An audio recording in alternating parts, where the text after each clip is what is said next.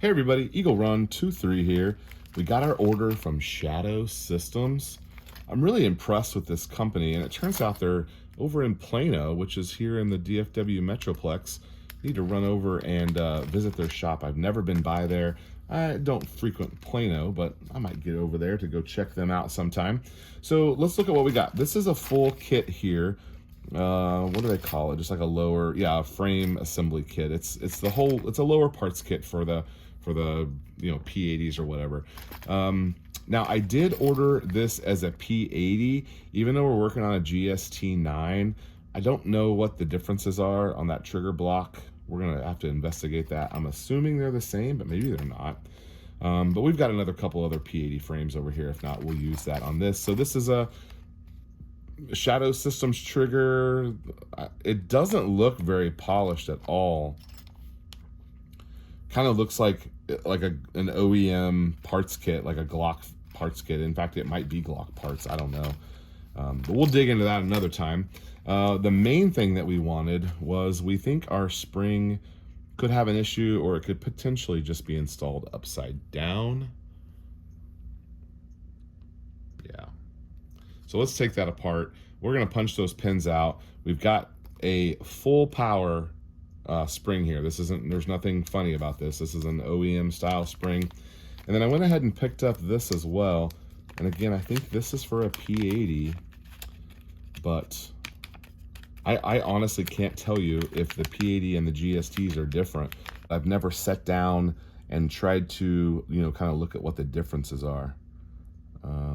The ejector looks the same, but let's punch these pins out.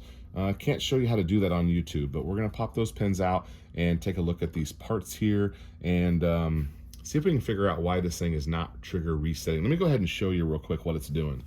Okay, so if you missed the other video, it's resetting when you don't hold it down. And that slide is real junky. We'll work on that. Don't worry about that. If I hold and I force the reset, it's doing that little double pump. It's kind of actually firing again. And the trigger is not resetting unless you get all the way off of it, and then it resets. So when you're holding it down, it's shooting again right there. So if I held this down, I wonder if it would just empty the mag. It very well may. So, all right, let's get this taken apart. I'm gonna punch the pins out. I'll be right back to you. First things first, the Shadow Systems for the GST9, as we thought, is exactly the same as the one that's specifically listed for the Polymer 80. So we have a Shadow Systems trigger block. I don't know that that's gonna do anything for us, but we've got it there anyway. Next, we took this bar here.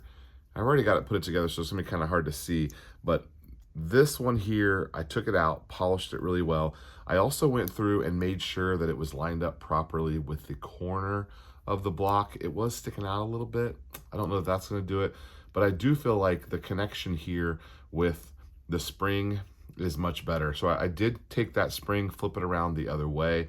So it is with the little gap up, which I believe is correct, best I can tell. Now the trigger, this trigger bar here from Tyrant is black. I figured that it wouldn't polish very well, and I figured this coating was intended to be soft, but when I rubbed my finger around the little, where it comes in contact, when I rubbed that through there, it did feel a little bit gritty, and so you can see some of the black has come off, and I just touched the edge of that, hopefully to just smooth that out, and it does feel way smoother. Now, while we're here, one of the things that makes the difference, this connector bar right here, one of the things that makes a difference is that they make different weights, but it's not really a weight that directly relates to the trigger pull.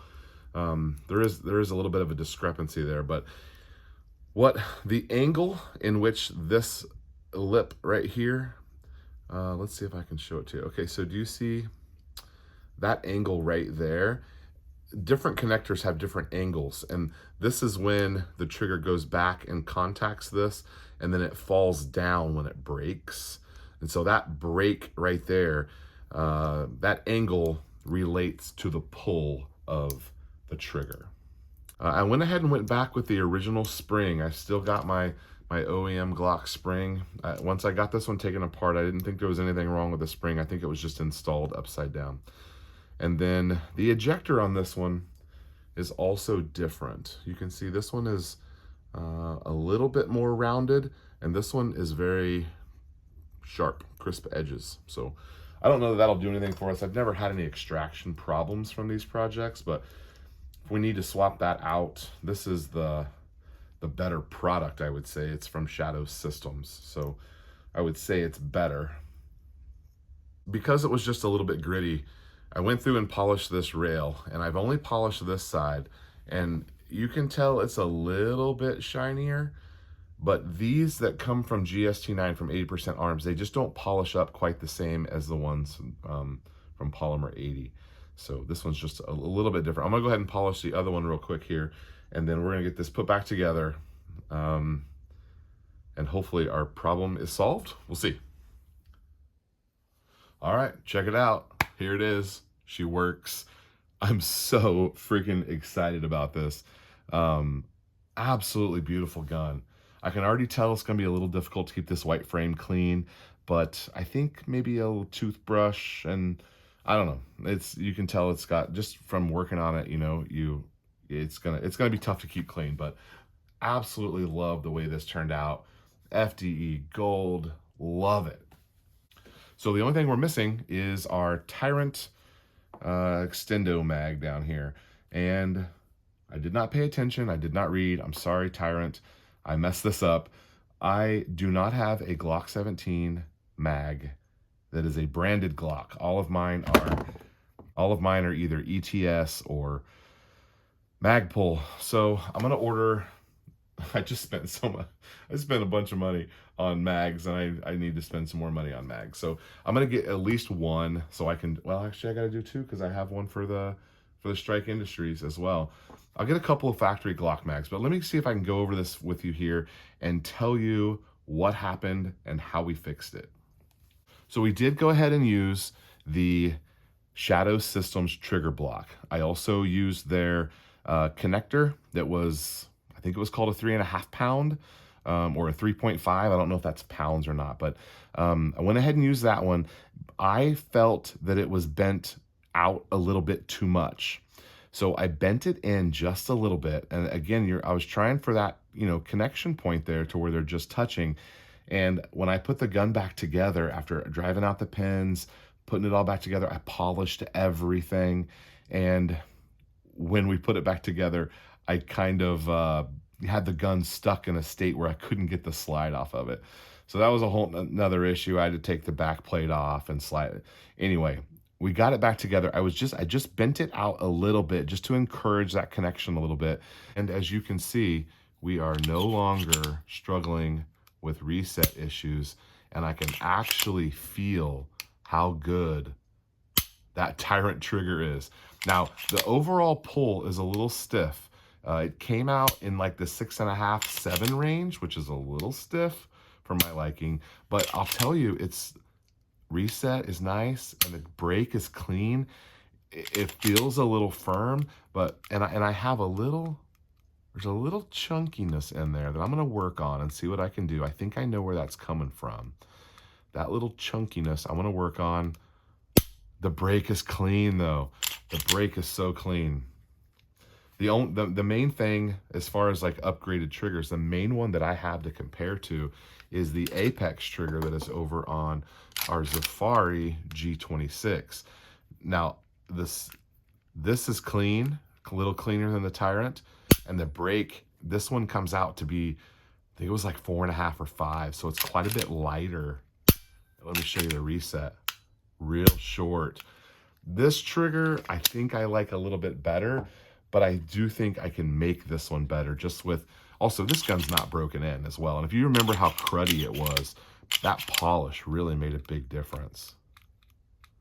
Those little clicks in there I just don't like. There we go. Okay, so this gun is basically done. I'm gonna put it here on the stand so we can look at it. This gun is basically done. Again, Glock Candy reached out to us and they wanted to send a couple of parts, definitely a slide release, a couple other things. So I'm excited to work with those guys. I've never ordered from them before, but I have been on their site just when I was looking at different gold pieces, and I'm excited to see what they send us. So I'll share that with you when we get it in. We're also going to figure out what we're doing with this plate, but we're going to take this gun to the range. I like to rack them around 500 times before we go to the range. I'm a couple hundred into it right now. We'll keep working on it, but it's going to be a couple days till we get out to the range anyway. Get our mags. I think everything is looking good. Okay, thank you guys for hanging out with me on this beautiful gun. I'll show you how it shoots very soon. Eagle 1, 2, 3. Thanks for watching.